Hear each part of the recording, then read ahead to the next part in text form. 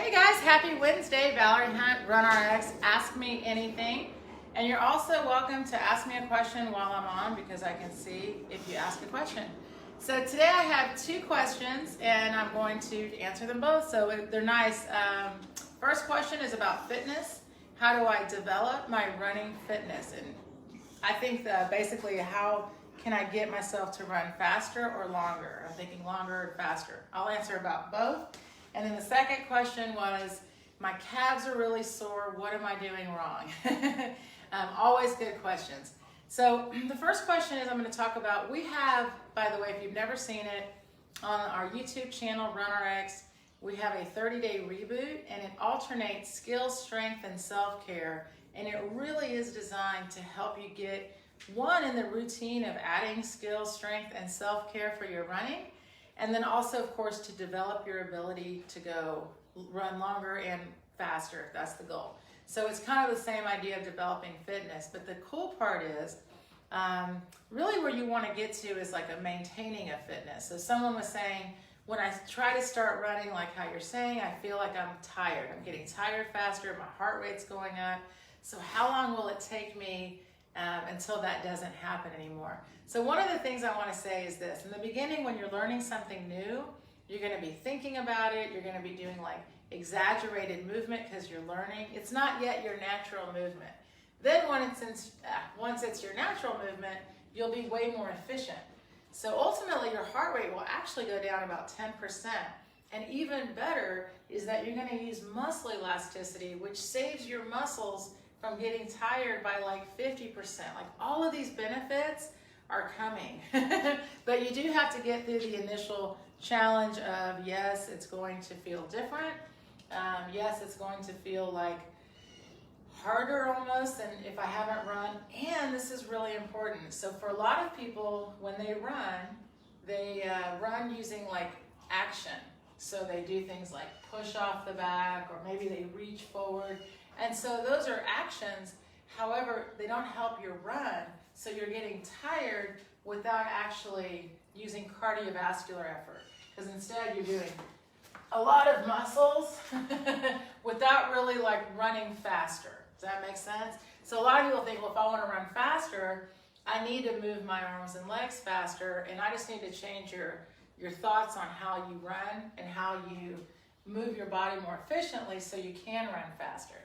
And so keep in mind, in the beginning, it just feels like you're just moving in weird ways. So one of the things I like to help people out with fitness is the reason we put the drills together in the reboot is to help you develop your ability to run. And it's not so much about fitness cardio-wise, it's way more about your ability to stay in the same position repeatedly, because running is a repetitive thing. So with running, it's like you just need to be able to hold ears over shoulders, over hips, and pull your foot up. So if I can do this, right, I can run. So learning that is really simple. And then the way you actually get better at traveling is traveling with a repeated amount of short efforts or short distance in the beginning, and then gradually letting those distances build. So when you come into, two questions. Okay, let's see. Seems like the high knees have been, so many of us have been doing, might be pointless and unhelpful. And does this drill have any usefulness? That's a great question. Can you suggest any well-known runners that exemplify the pose for those of us who are trying to see? Sure, absolutely. Great questions. Okay, so the first question she asked was about the high knees. High knees and butt kicks. They're in every boot camp warm-up and a lot of track warm-ups. So here's the thing, as an exercise itself, there's nothing wrong with a high knee or a butt kick. So that's like a jumping jack. I have no emotion with it. So it's a great exercise.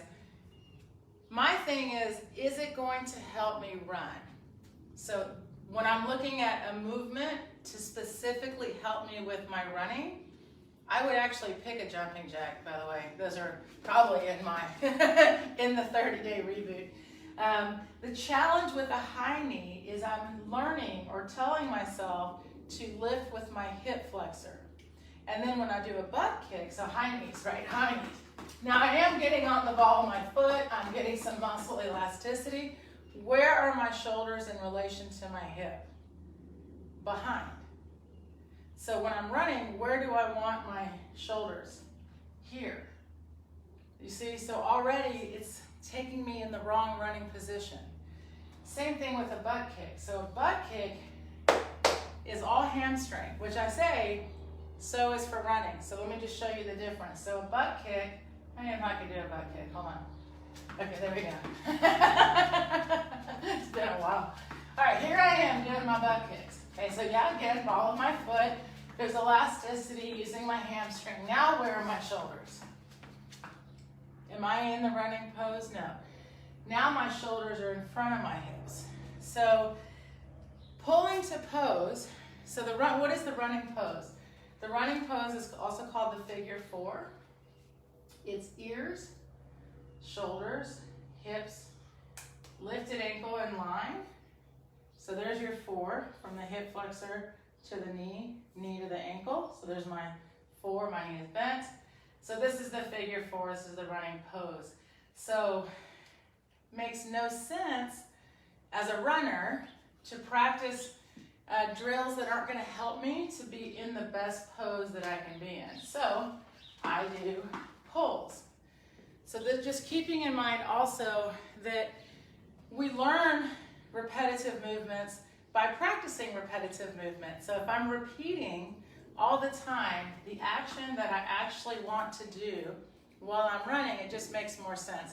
Especially for those of us that are more recreational runners, or I'm training for a marathon, so my background's not track and field. Remember to keep that in mind. If it was just one of many exercises, it'd probably be fine. You know, there's a lot of good workouts out there. Like I said, skips, jumps, all that kind of stuff is so good for movement, right? To just be stronger in my movement.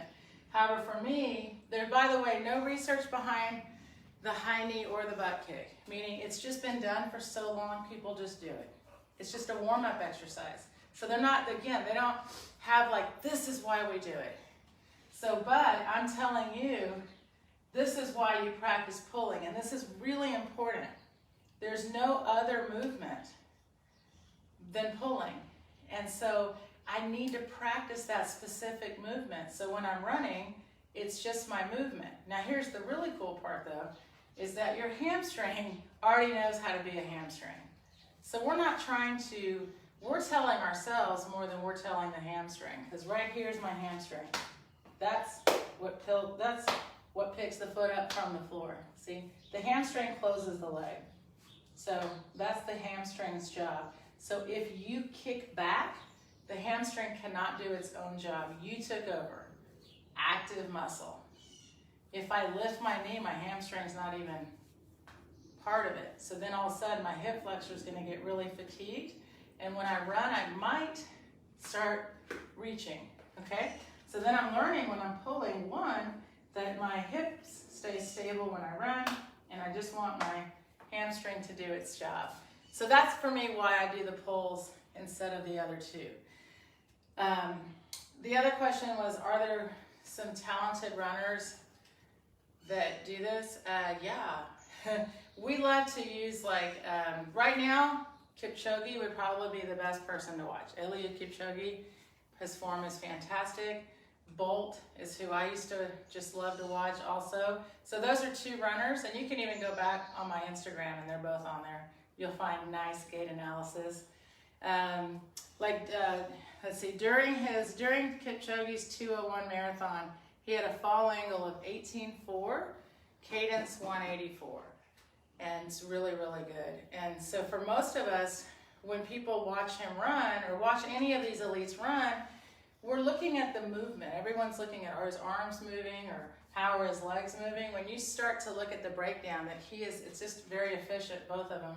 When they're on the ground, they're here, then their body falls forward, they pull, and then they're here. There's just nothing else. That's the the smoothness you see, the efficiency, oh my gosh, right? It's like there's not that any kind of bouncing or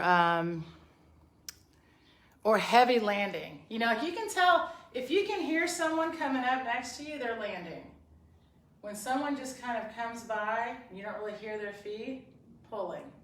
And the difference is so amazing, right? So that goes into the second question someone had, which was about their calves are really hurting. And so what am I doing wrong? And if my calves are hurting, now, by the way, just like anything else, if I've never tried this before and I go out and I try something new, you're probably going to feel all kinds of things. But just to keep in mind, most people feel the calf for two reasons. Either pushing, so you're on the here, this is pushing. So then when you run, you'll look like this. So this is, you think you're pulling, but you're actually pushing.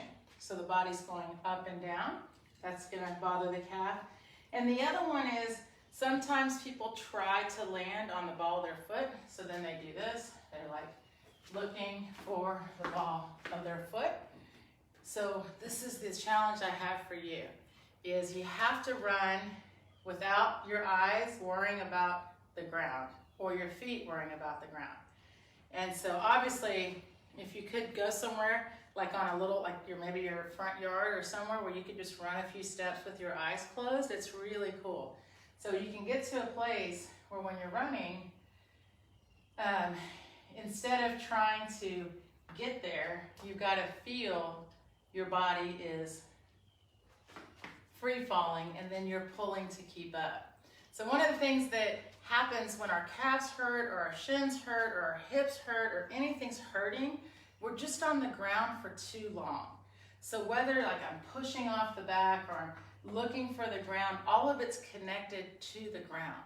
So my answer is, when any of this stuff starts to hurt, go back to like the basics of the running. And if I've never, like I don't even know what you're talking about, Valerie, go to the YouTube channel and go to the very beginning of the Reboot and just watch how to start your practice. Because if you're hurting, it just means you're on the ground too long. That's it. So then I'm going to be like, okay, so I need to get off the ground. How do I do that? Well, this is how you do it. Stand here. If you guys want to try this with me. Stand here. This is the running pose. Figure 4. Let your body free fall forward. There's no rules here. Just fall. Fall. Now pull. You see? We went forward. We never reached our foot. It was nice and light. And I end up pulling twice because I'm pretty elastic that way. But here I am. Oh. That was my husband helping me fall. All right. So again, let's try that one more time. So I'm right here. Whoops. Let me get my balance. My whole body's just going to fall forward, and all you're going to do is pull. So if you have the ability, close your eyes. Ready? 3, 2, 1, go. Fall up. Isn't that cool? So when you start to realize, and then why is it light? It's light because my body weight went forward, right? So my body's going forward. My feet weigh only 2% of my body weight. So just imagine if my whole run, I'm pulling 2% of my body weight, I'm going to have a lot less tension in my calves, my shins, my hips. Your body's like, thank you. So if your legs are feeling heavy in your run, your calves are sore, your shins, something's not feeling right, help yourself think, okay, I've got to fall and then pull a little quicker, right? Sorry, I'm going to answer 2 minutes. I'm going to answer one last question. Someone had, and they said, you know what, I'm trying to hold that cadence, that you keep talking about the cadence. It's making me tired. And so here's something to keep in mind. Cadence is a great way to develop your rhythm. It's to make sure you're using muscle elasticity. However, be careful that you're not trying to control the whole run. So what that means is if I set a metronome and I just pull at 180, so here I am at 180, and then I'm just going to try to use my legs to run at 180, I'm going to get tired. Look, I've gone nowhere. It's tiring. My muscles are tired. You see what I mean? So what's missing? That free fall. So just again, when I'm feeling like I'm not going anywhere, I'm working too hard, everything's heavy or whatever, you've got to remember, oh yeah, I've got to fall. Very simple to practice when you're not actually running. So just keep in mind, the fun part of the practice is that all of it's done without running, right? All I need is basically this, a mat. If you have a wall, really helpful, but you've got to think it, right? It's not just going to happen. I have to think about why I'm doing the movement. Why do I pull? So I can develop my ability to pull, understand about my hamstring, but I've got to practice falling so I can travel. And let your heart rate go up a little, it's okay. All right, guys, no more questions. Thank you so much. So I try to keep it at 15 minutes. So anytime you have a question, you're welcome to comment here. We put this on the Instagram. You can email me. Go to the website, runrx.fit. If you do have a twinge, like your calf's hurting, something's wrong, take the free quiz on the website, and we give you a skill, strength, and self-care to try, because we really want you to run pain-free. And then, of course, you're always welcome to come in the membership. 12 weeks with me, gait analysis, video check-ins. We have an amazing community. It's really a lot of fun, but it's a great way to get accountability and also to make sure you're practicing correctly. All right, have a great week. I'll see you next Wednesday. Thank you.